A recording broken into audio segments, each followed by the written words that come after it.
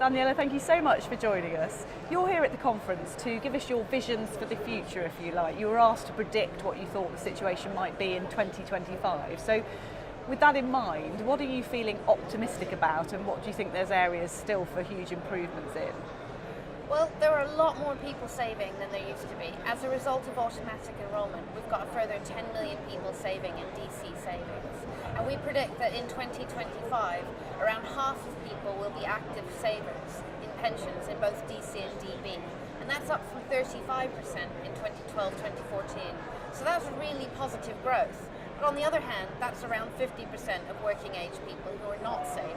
And that tends to more likely be women, self-employed people, carers, disabled, and obviously the unemployed. And even those who are saving may see an average shortfall of somewhere around £5,000 a year from what they might need in order to achieve an adequate level of income. So that's sort of the positive and the negative, really. Having looked at those figures and obviously seen the people that are so disenfranchised within that as well, what would you say are key factors in perhaps improving that situation? Well, a lot of people just can't save. Those who are unemployed can't save.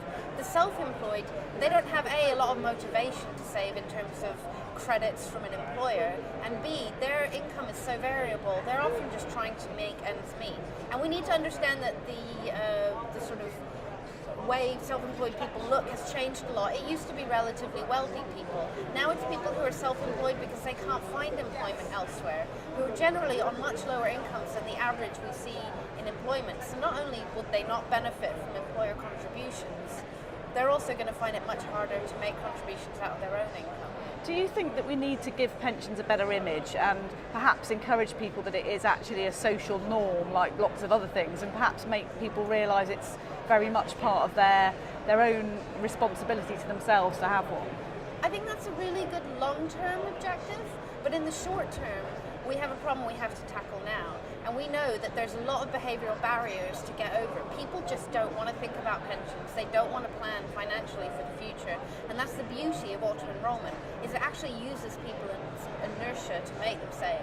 A large proportion of people in auto-enrollment schemes don't even know they're saving for a pension. That's what makes it work.